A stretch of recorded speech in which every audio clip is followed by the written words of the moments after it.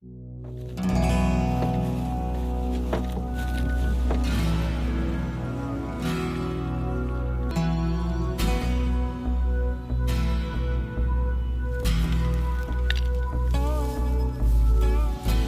October 16th, and Aaron and I are back on the river unit.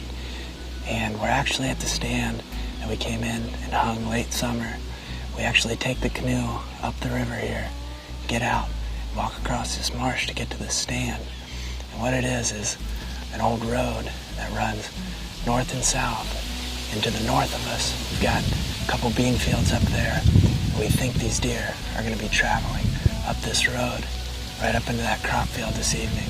We've been running a trail camera in this area, and we got pictures of the concrete 10. He's a big, mature 10-point. We started calling him the concrete 10 because that's the first thing Aaron said. He just looks like a big cinder block. But he was on his feet in daylight this morning. We've got high pressure and a cold front coming through, so we've got good conditions. It's actually our first time in this stand, so we don't really know which way exactly the deer are going to be coming from the majority of the time. But we're really excited about it. Got some fresh grapes below us, cold front in October. Can't get much better than this.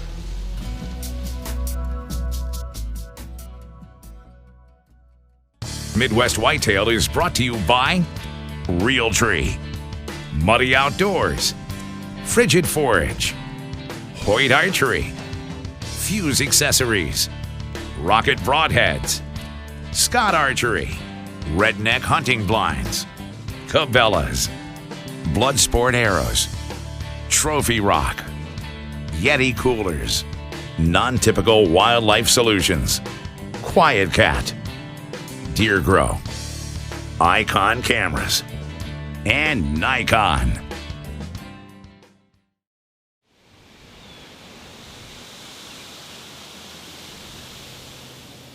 Here comes a deer down the lane, west to east.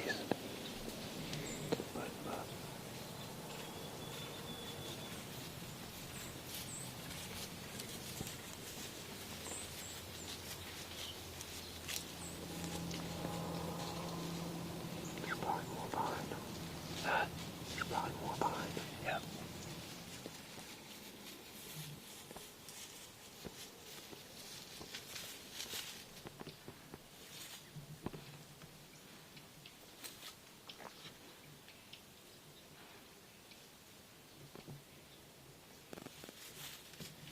All right, well, the sun just went down here, and we've actually seen pretty good movement so far.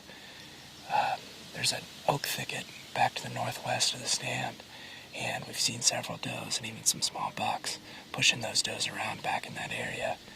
We had, about 10 minutes ago, a young buck come right down this road out of that thicket and work this scrape that's right underneath the tree. But there's even been a couple bucks sparring back in that thicket. We know there's some good bucks back in this area based on our trail camera, and we're really just hoping one of those gets up and moves before dark.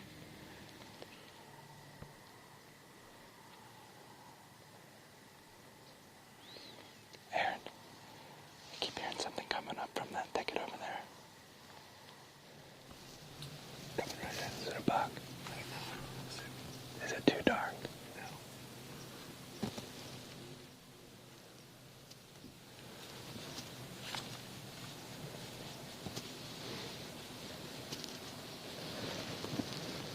Yeah, it's a buck.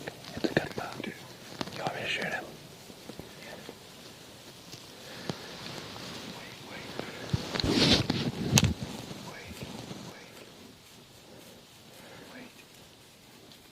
Okay. I got him.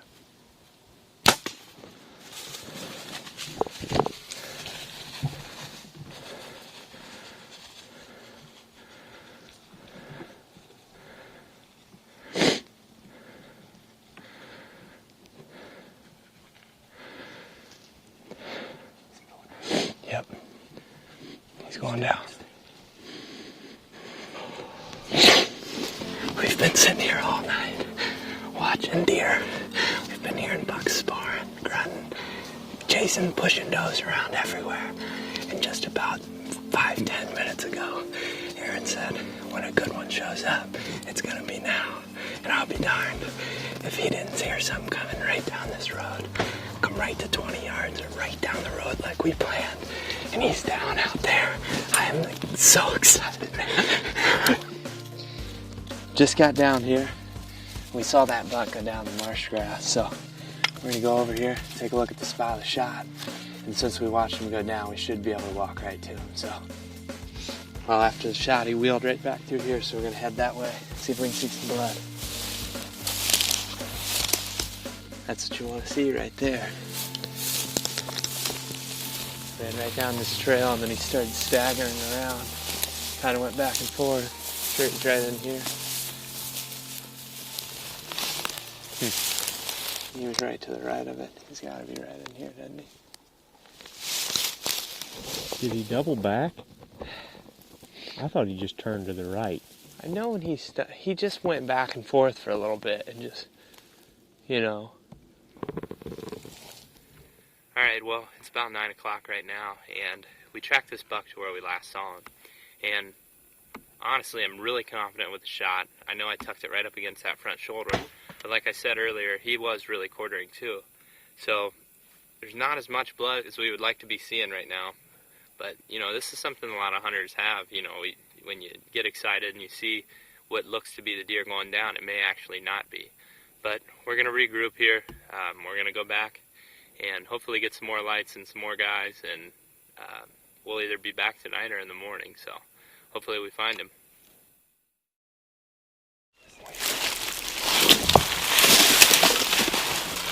He's got to be dead if he didn't move then. Yeah, I think he's dead. He's dead, man. I think he's dead right there.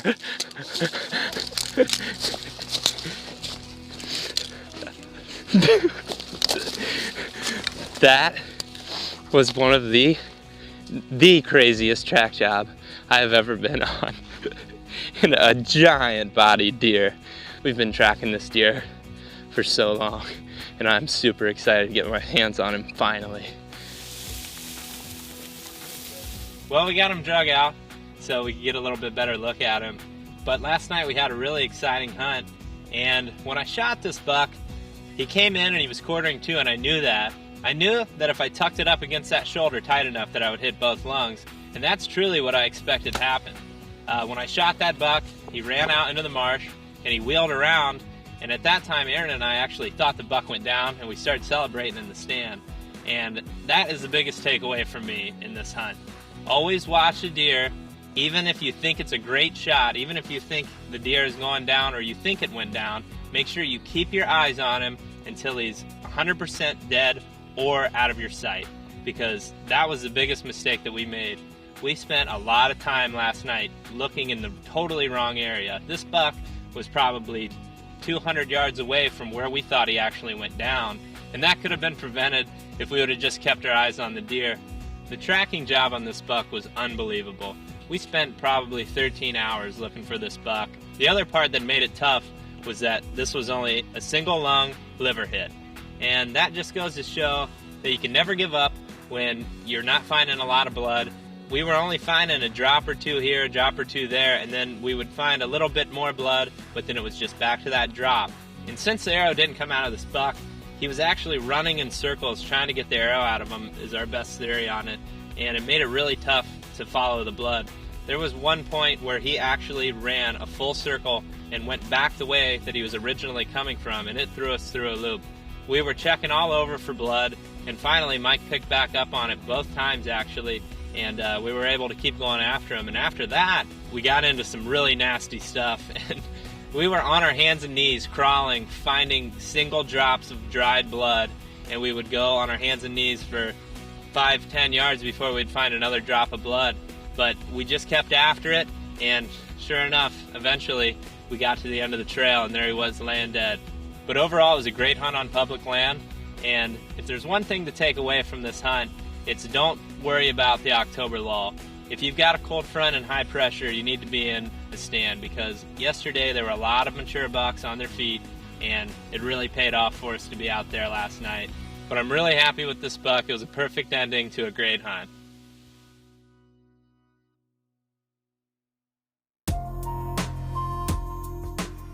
It is October 9th today, and it is actually the first time we've been out this season. I slept in here earlier today and pulled the card out of this camera.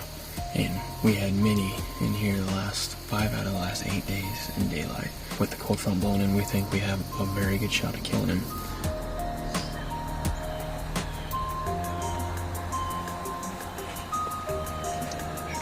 Minnie didn't end up working his way over here. Hopefully we can stay on that deer and keep hunting. As long as he stays on this pattern, I mean, I think we have a decent chance of killing that deer this year, so yeah, he's a giant. So after the first encounter with Minnie, we waited for about a week. We had another cold front come through and went back into the clover plot.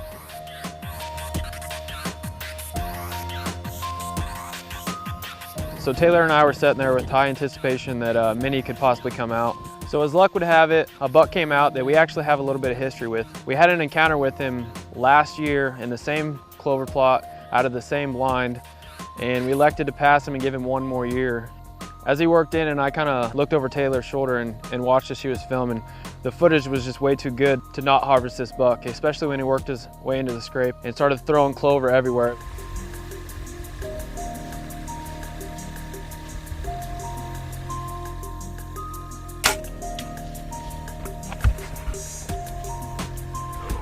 So initially when I hit this deer, when he was running away, I could see that the hit actually looked pretty decent. But as Taylor slowed it down and we watched it in slow motion, we could definitely tell that this was a marginal hit at best. Oh, that's not good at all. So we waited till dark and got out and looked at my arrow, and we were pretty discouraged because it was basically all fat. We thought we had probably little, if any, hope of finding this deer. So the first place I actually picked up blood was probably 100 yards from where I even shot this buck. The biggest drop of blood we even found throughout the whole search was probably no bigger than a penny. With little hope, we decided to still grid search the farm. We knew we owed it to this buck to at least try and find him if he was fatally wounded. Well, we ended up finding a few drops of blood, and we deemed this a non-lethal hit. He ducked so much that even though it kind of looked like it went in at a good angle, I don't think it hit anything lethal. So in our grid search, we ended up jumping him up, and he ended up running down a ditch and up the other side and looked completely healthy. So in the process of grid searching the farm, we knew we were going to kick up Minnie somewhere along the way.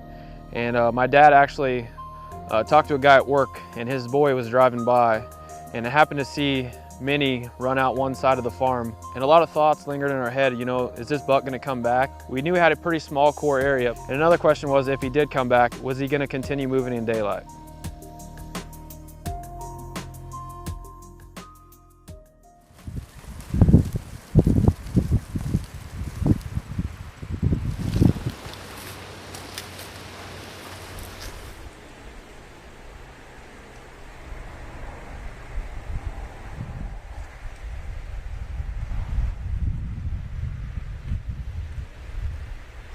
We obviously came in, saw 2 bucks. We saw that one was just a little basket rack, but we're kind of stuck between a rock and a hard place right now, kind of stuck on top of this ridge, and the wind's blowing right to him if we try to go down to the blind, so we might just have to wait it out up here and wait for him to stand up.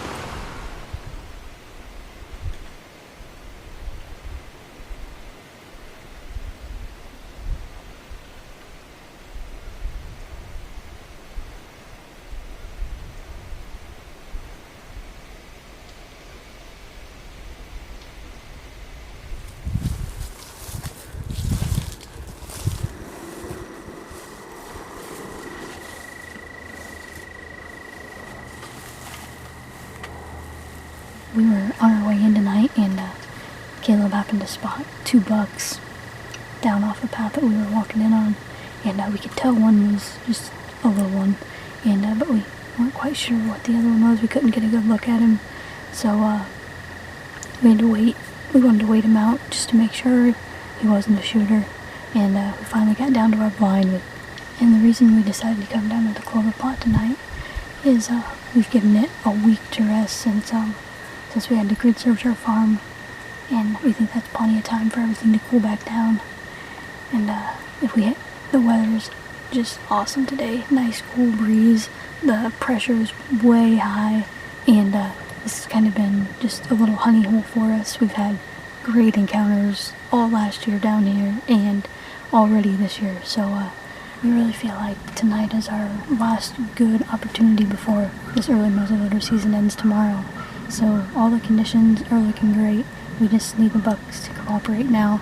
We've been hearing that some early rut action has been going on, so we're kind of hoping to see a little bit of that tonight.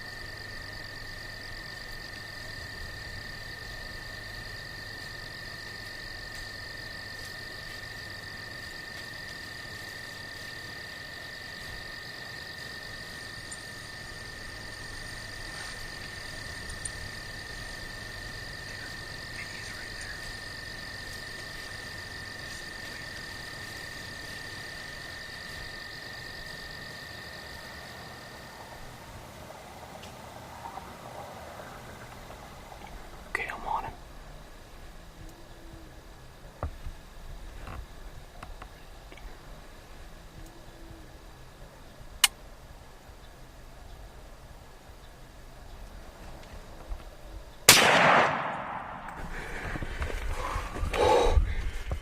Holy cow.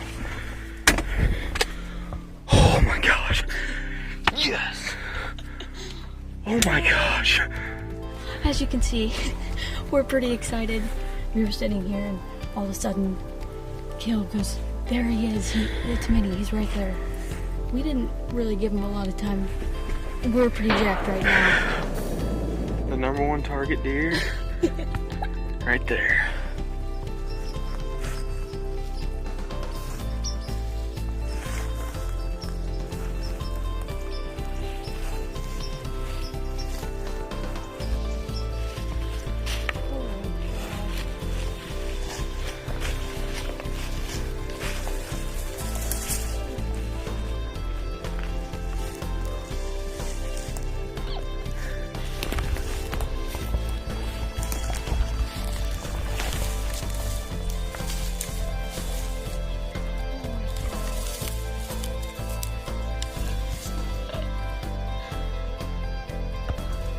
Well, we got him dragged up to the food plot, and Caleb and I are still on cloud nine from this evening. We couldn't have asked for a more exciting hunt. We were just kind of relaxed in the blind, kind of in silence, kind of anticipating what was going to happen tonight. And then all of a sudden, Caleb goes, oh my gosh, there he is, Taylor, it's Minnie.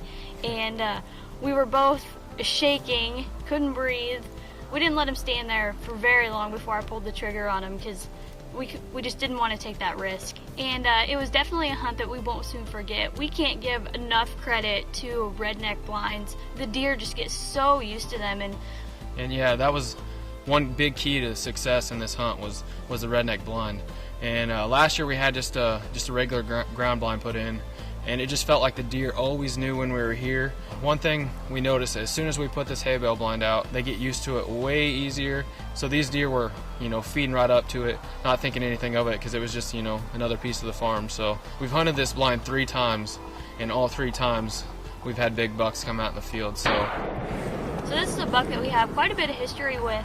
He was a 3-year-old last year, and Caleb actually passed him a couple times during late muzzleloader, so we were pretty positive that he had made it through the season. And we just couldn't wait to get our cameras out and see if we couldn't get a picture of him that summer. So we got him out, couldn't wait for that first card pull, and sure enough, he was the most consistent deer on the farm, and it couldn't have worked out any better.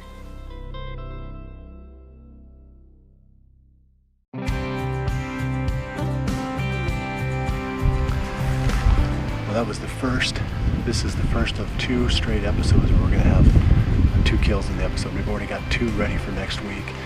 It's been an eventful October, a lot more than most years. So keep checking back. We're going to have a lot of action for you here. But one thing quick on Zach's hunt. There was a lot that went into that blood trailing process that we weren't able to show you on this episode because it just would have taken too much time. We're in a cedar tree about 30 yards from where we usually sit here, but the wind has been wrong. We've got all these south winds coming, so I had to jump across the opening that the bucks usually, or that buck and the rest of them usually go through. So now we're on the north side, and we'll show you the action on the video blogs. But like I said, it's an exciting time now. We're into November, and the action should really start to kick off. Well, I appreciate you joining us this week. We'll see you right back here again next week for the next episode of Midwest Whitetail. And remember to always dream big.